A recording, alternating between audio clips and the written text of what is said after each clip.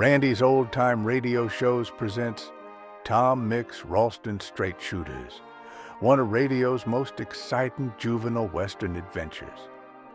First airing in the 1930s and starring the legendary cowboy Tom Mix, the series thrilled young listeners with fast-paced action, daring rescues, and clear-cut tales of good versus evil. Sponsored by Ralston Cereal, each episode transported audiences to the rugged Old West, where Tom Mix and his sidekicks always fought for justice. Saddle up and join us as we relive these classic adventures from a golden era of radio. The Tom Mix Ralston Straight Shooters are on the air. And here comes Tom Mix, America's favorite cowboy. Up, Tony. Come on, boy. Start the morning with hot roasting, and you surely will agree that this warm-up, filled-up breakfast gives you cowboy energy. It's delicious and nutritious, native golden western meat.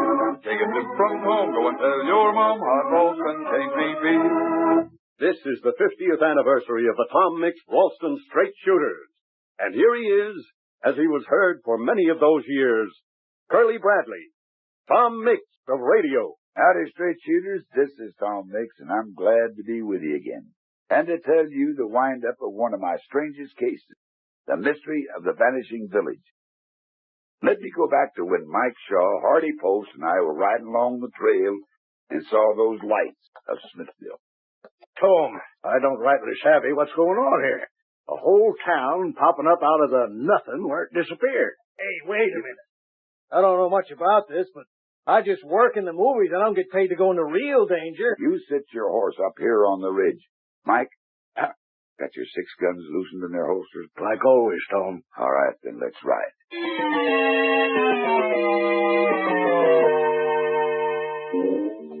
Mike and I took a shallow grade down from the road. It was tough going, but Mike and I knew what we were doing. Then we covered a short stretch of level ground, and then we were pulling up even with the first lighted lamppost. Sure is quiet, Tom. No music, no dogs, no voices. Oh, you're right, Mike. In more ways than one, Smithville is a ghost town. But the lights are on, Tom. Who lit the lights? Who does light the lights in a ghost town, Mike? You're making the short hairs on the back of my neck bristle up. Only if you think what somebody wants you to think, Mike. Only if you see what they want you to see. I can see this village of Smithville, Tom. I can see that it's real. I can lean over and touch the wall of this dry goods store. I can pound on it. It's real. I can feel it. Yes, Mike. Can you even smell it? Smell it? Well, sure, Tom. I can. When I pounded that siding, it raised some fresh sawdust. Yes. Fresh sawdust. In the beam of that street light, I can see that look on your face. You know something, Tom. No, Mike. Not know it for a proven fact, but I now have a reason to suspect. No, I can't say it yet. But I think we're finally on the trail that will wind up this mystery of the Vanishing Village.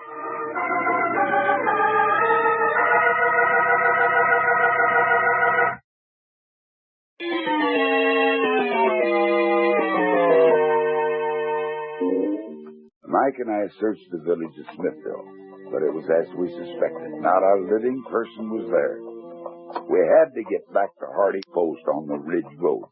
He was waiting for us. All the same, I was glad we were taking him back to the TM bar where I could keep an eye on him. At the ranch, I took aside one of my oldest compadres. Now that you're back from the rodeo circuit, can I ask you to do a job that isn't exactly part of ranch work?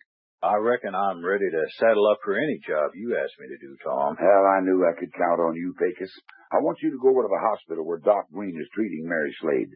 I want you to see that a certain sidewinder doesn't get a chance to strike again. That snake better keep to his hold.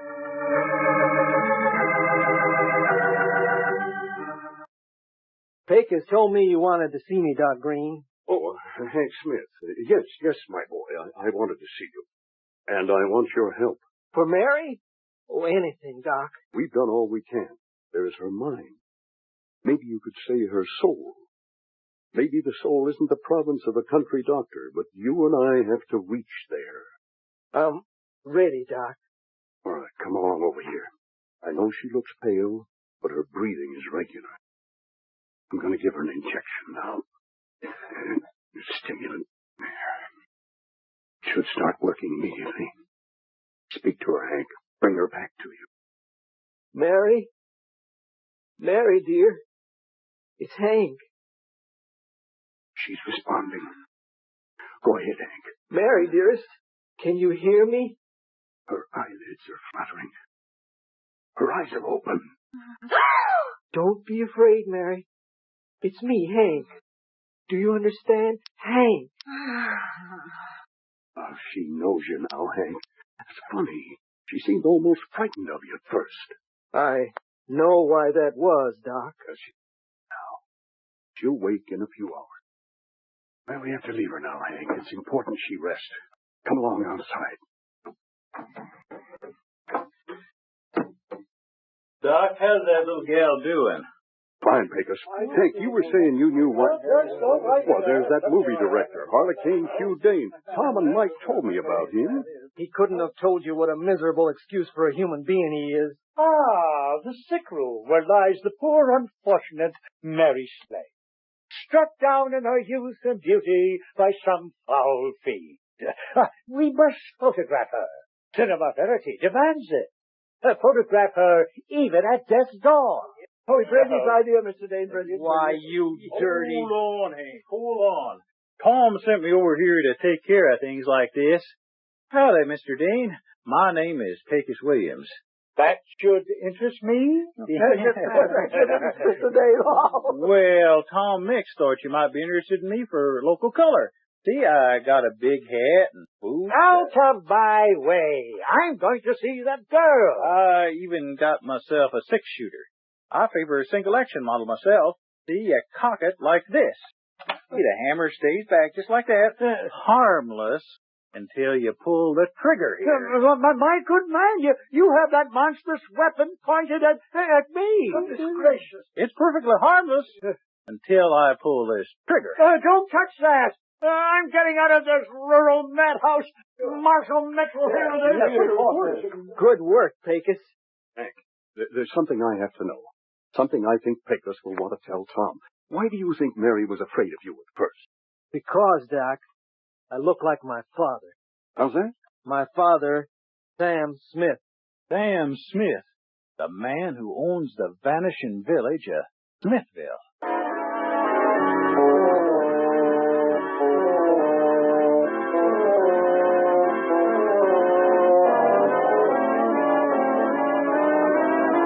Mike, we're going to have a little chat with Hardy Post. He still hasn't come down for breakfast, has he? Hasn't budged out of his room since last night, Tom.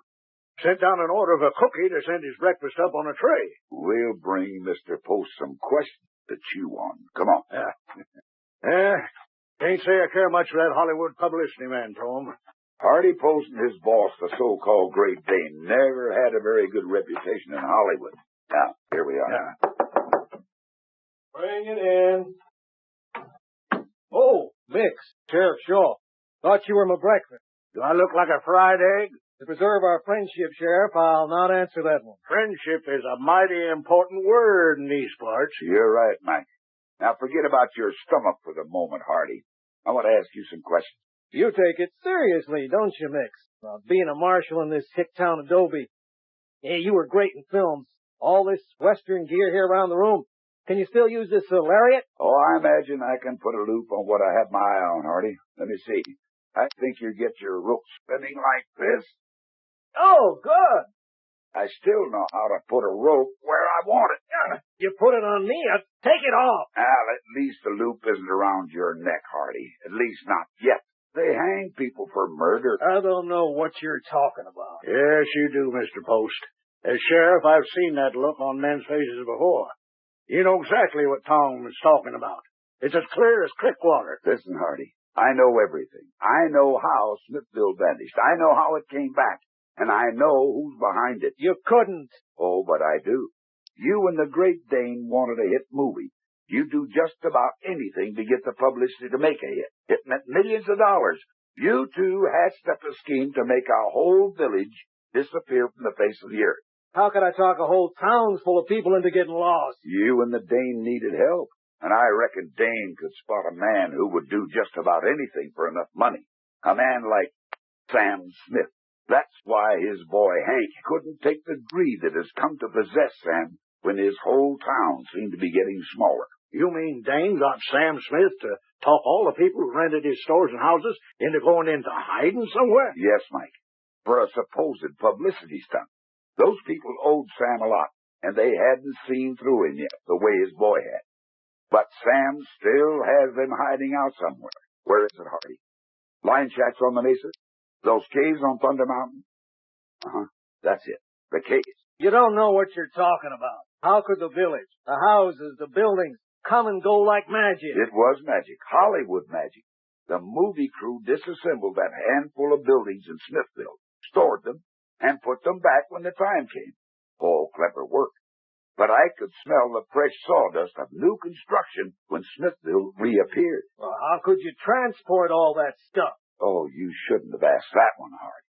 You used the trucking company of Saleyville Albine and the railroad spur managed by Harvey Phillips. And when it got too serious, they threatened to talk. And you lost your head and killed them. No. Oh, yes. Things were getting out of hand. Mary Slade wouldn't wait with the other villagers. She wanted to see Hank Smith.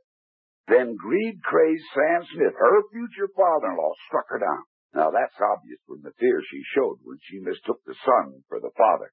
You're right, Mix. It's all coming apart. Things going wrong. Why couldn't they stick to the script? Those are my sentiments exactly, Hardy Post. Oh, you opened that door quietly, Dane. Tom, that looks like some kind of foreign gun the Great Dane is toting there. Where are your yes-men now, Dane? Oh, I don't need them for this, Mix. I've relied on flunkies too much lately. My problem is that I need a whole new cast. I would have started the replacements with Mary if it hadn't been for that interfering Pecos. But all in all, I think I'll enjoy beginning with you instead. I don't think you will. Dane, you've got a lot to learn about the West and real men like Tom Mix. Sure, you got a gun pointed at Tom, but you're a city feller, full of soft living and giving other folks orders. Tom's muscles and nerves are trained to an edge you can't even imagine. And when he sees your fingers start to tighten on the trigger, he'll draw his gun from his holster and fire before your brain can even get the picture. Now, that's nonsense. Bluff. No, Dane. Bluff won't work. Not for you, not for me. This is the showdown. Drop that gun. No. I'll shoot. Take it easy, Dane. I just shot the gun out of your hand. Try counting your fingers. I think you'll find them all there. But that sore hand is just the beginning of the paying you've got to do. You messed in people's lives. You've caused deaths. You can't tell your fantasy from reality. But I've learned what's real in this world for men like you, Dane, and you, Hardy Post, in a jail cell or your own conscience. In the long haul or the short, men like you, lawbreakers, always lose. Straight shooters always win. It pays to shoot straight.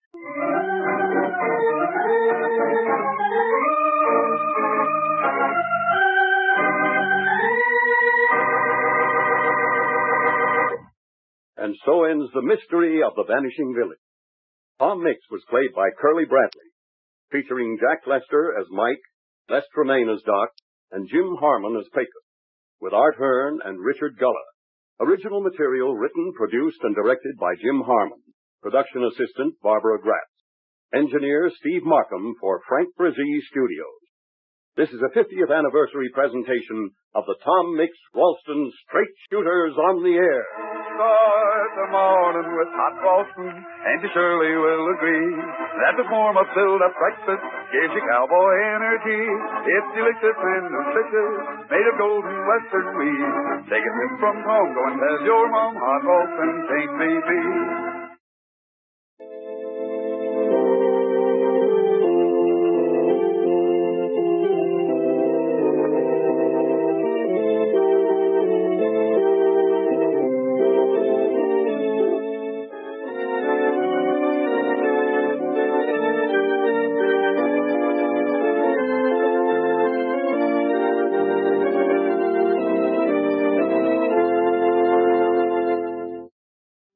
Well, folks, That's all for tonight's broadcast here on Randy's Old Time Radio Shows. Now, bringing these golden oldies back to life takes no small amount of time and effort from our good friend Randy, cleaning up the audio, converting the files, and making sure each show has the best audio possible. If you've enjoyed the program and you'd like to help keep these classics on the airwaves night after night, why not consider a small donation? Every penny goes straight to supporting Randy's work and helping this channel stay on the air. You'll find the links down in the description below. And for those of you kind souls who've already given, Randy tips his fedora to you. Your support truly keeps this old radio spirit alive. Thanks ever so much. And until next time, keep those dials tuned and keep the memories rolling.